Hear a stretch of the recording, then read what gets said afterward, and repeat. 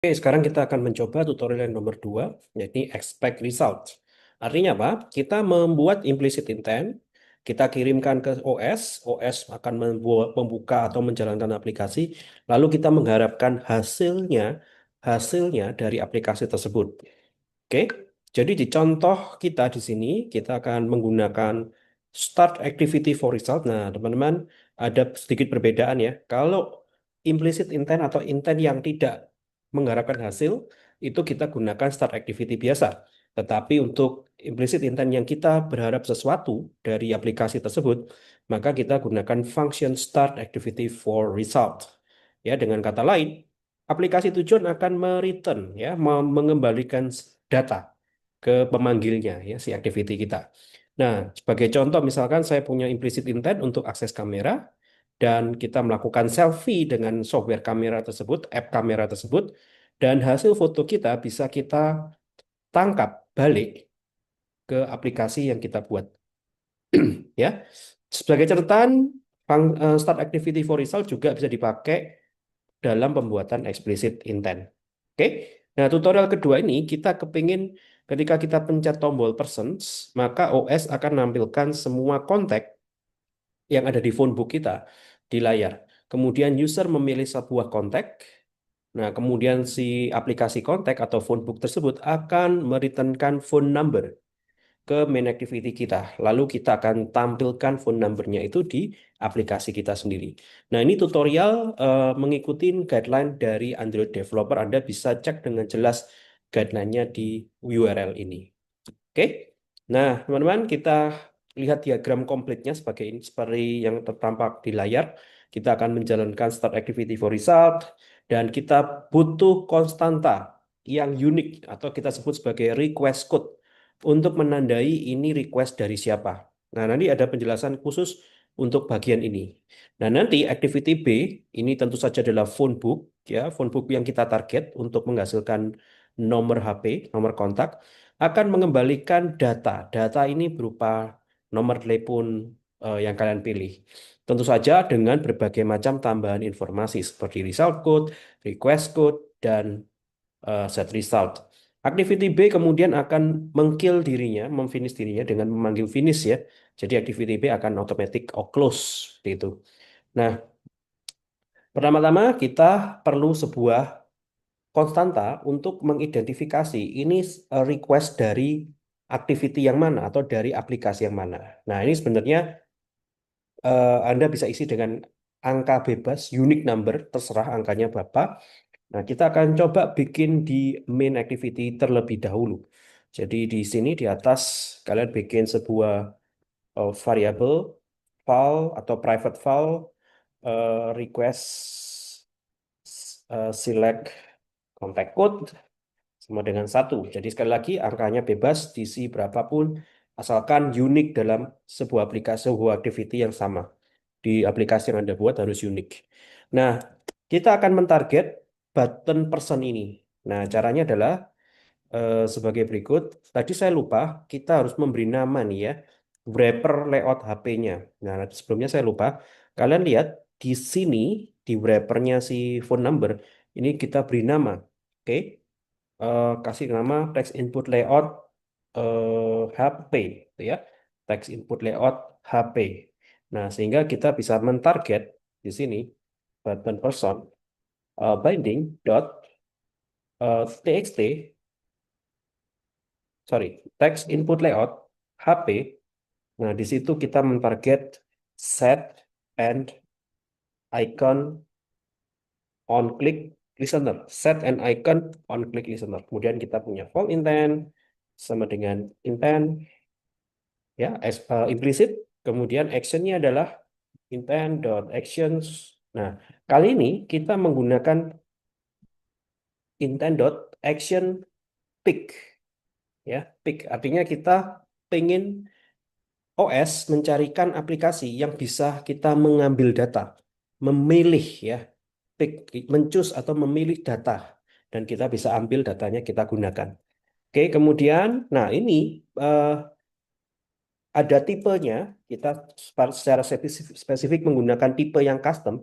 Sekali lagi ini teman-teman, kita kita bisa melihat dari tutorial guideline yang ada di developer Android. Tipe yang dimaksud adalah content type dari phone, ya konteks kontrak common data kinds phone.content type. Sekali lagi ini adalah tipe yang kita butuhkan. Jadi kita mulai dengan konteks kontrak dot common data kind phone, lalu kita ambil content underscore type ya, itu intent type-nya. Nah, berikutnya kita panggil start activity for result. Sekali lagi, kita jangan menggunakan start activity biasa, tetapi start activity for result. Di sini kita masukkan intentnya, lalu tentu saja kita masukkan request select contact. Oke, nah simpan. Oke, selain action pick juga ada action view, action edit, dan action insert ya. Kita tadi sudah nyoba action send ya. Nanti kalau ke di tutorial yang lain kalian bisa coba action-action yang lain teman-teman. Oke, ini adalah mem tab yang tadi saya katakan yang cukup custom yang kita ambil dari sebuah kelas konteks contract yang bisa dibaca dipahami oleh phone book kalian. Nah, content tab itu sendiri akan berisi nama, date, tanggal lahir, dan nomor telepon. Oke. Nah, teman-teman, salah satu ciri khas menggunakan Start Activity for Result adalah kita harus menyematkan kode request yang tadi kita buat ya, angkanya 1. Supaya apa? Supaya aplikasi tujuan bisa mengenali activity yang manggil dia, sehingga hasilnya akan dikirimkan balik ke activity kita, dan kita juga bisa mengenali ini request yang mana yang akan kita handle. Nah, nanti saya tunjukkan diagramnya supaya lebih jelas.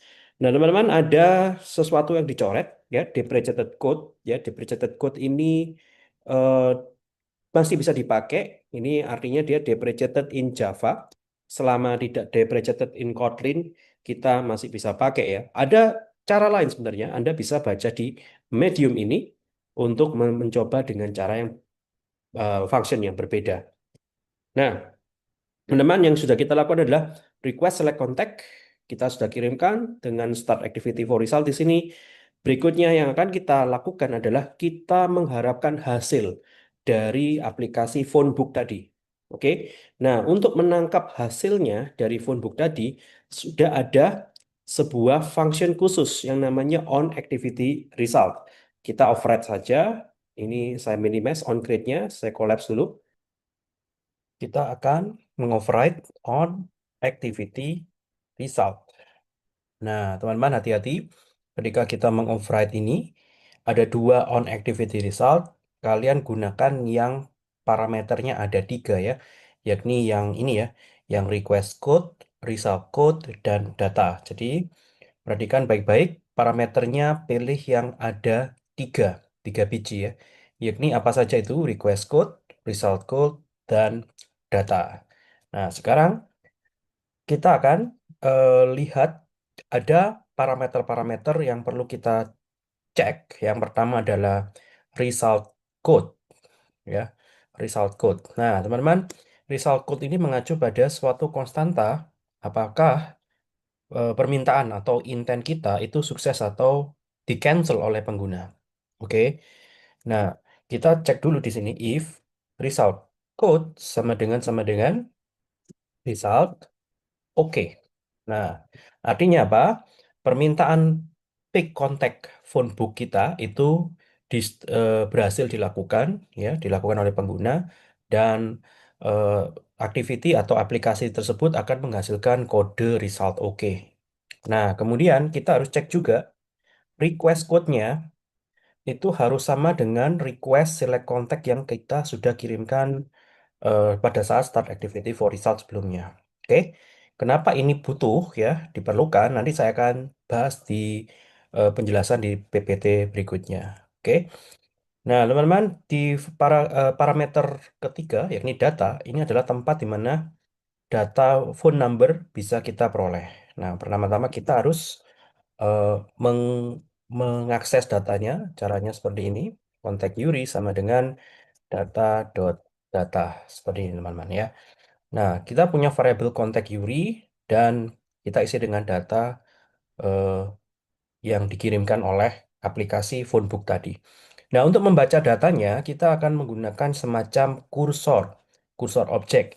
Ini mirip seperti SQLite kursor, mirip seperti kursor pada database. Nah, biasanya kursor itu akan merujuk pada satu em, apa namanya satu objek data, satu record begitu ya. Let's say saya punya eh, empat nomor HP di sini. Nah, makanya itu kursor akan merujuk ke indeks ke 0. Nah, nanti kita bisa menggerakkan kursor ini ke indeks 1, 2, 3, dan 4. Ya, jadi kursor itu semacam pointer yang menunjuk pada data pertama ya. Data pertama nantinya, lalu kita bisa geser ke data kedua, tiga, dan seterusnya. Nah, di tutorial kita hanya menggunakan satu eh, data saja, recordnya hanya satu nomor HP saja. Jadi pointer ini akan langsung merujuk kepada data pertama, data ke 0. Oke, jadi cara kerjanya demikian. Nah, em, ada sekian banyak data yang bisa diambil dari kontak ya. Ada nomor telepon, nomor HP, nomor alamat email, nama depan, nama belakang, dan seterusnya. Nah, kita hanya butuh satu field saja, yakni phone number. Oke, phone number. Nah, kita akan butuhkan tipe ini untuk mengakses phone number kontak tersebut. Nah, kita buat itu di dalam sebuah variabel array, beri nama saja projection sama dengan array of contact contract dot common data kind dot phone dot number. Nah, ini apa teman-teman? Ini adalah field atau kolom atau array ya yang berisi kolom-kolom di data phone book phone book atau kontak user. Kolom-kolom apa yang akan diambil? Ya, Anda bisa ambil nama depan, nama belakang, email, dan kawan-kawan. Di sini saya hanya menggunakan satu saja, yakni phone number. Jika ingin lebih dari satu, Anda tinggal kasih koma di sini untuk memperoleh tambahan kolom-kolom informasi dari phone kontak tersebut. Oke. Nah, selanjutnya kita punya kursor, ya. Kursor kita bikin objeknya dulu. Kursor sama dengan di situ ada content resolver dot query. Nah, Anda lihat ya, cara kerjanya mirip kayak kita mengquery database. Oke, ada 5 parameter. Pertama adalah sumber datanya apa. Kemudian parameter kedua adalah kolom-kolom apa saja yang akan kita select. Kemudian parameter 3, 4, dan 5 ini kalian bisa isi dengan 0, 0, 0. Nah, saya akan jelaskan masing-masing parameter tersebut. Oke, parameter pertama adalah kontak URI. Kontak URI itu ibaratnya kita menselect dari tabel phone book begitu ya, kurang lebih. Jadi kalau ibaratnya kalau kita melakukan query select itu select from tabel phone book. Oke. Kemudian projection ini adalah kolom-kolom apa saja yang akan kita select. Bentuknya array dan kita hanya menselect nomor telepon saja. Jadi mirip seperti kolom satu, kolom 2, kolom 3, dan seterusnya. Parameter ketiga adalah where clause. Where clause di mana kita bisa menyelect ya, menyelect phone contact mungkin yang nomor HP-nya menggunakan Telkomsel, misalkan begitu ya. Kita bisa kasih kriteria khusus untuk kolom-kolom yang kita pilih ini. Oke. Nah, biasanya kalau kita pakai where clause itu value-nya adalah tanda tanya ya. Kita pakai bind param gitu ya, mirip seperti PHP. Nah, parameter ketiga ini adalah selection arguments yang digunakan untuk mereplace tanda tanya di sini dengan suatu value yang akan kita cari. Oke, parameter yang terakhir adalah order by, order by bebas gitu ya. Apakah ascending, descending dari kolom yang kita pilih. Nah, itu ya. Nah, setelah kita membuat objek kursor, maka opsinya ada dua. Apakah kursornya, ya, apakah kursornya itu tidak nul, tidak sama dengan nul? Oke, jika demikian, maka kita akan coba apakah kursornya bisa digeser, digerakkan ke data pertama. Oke, jadi move to first tujuannya adalah untuk menggerakkan kursor menuju data pertama. Obviously, kita hanya memilih satu konteks saja.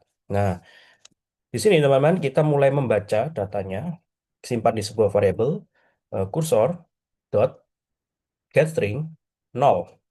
ya. Get-string 0 itu artinya kita mengambil dari kolom satu-satunya kolom yang kita punya, yakni phone number. Karena array-nya ini hanya terdiri dari satu indeks, which is phone number, maka getString 0 adalah indeks ke 0. Ya.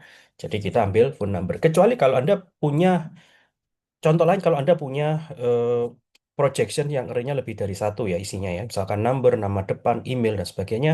Silakan kalian gunakan indeks ini untuk mengakses kolom-kolom lainnya. Nah, tentu saja setelah kita dapatkan nomor HP, kita akan update txt.hp.setText HP seperti ini. Kita update binding txt.hp setText. Oke. Nah, nah kalau sudah, nanti kita coba jalankan ini ya ke layar.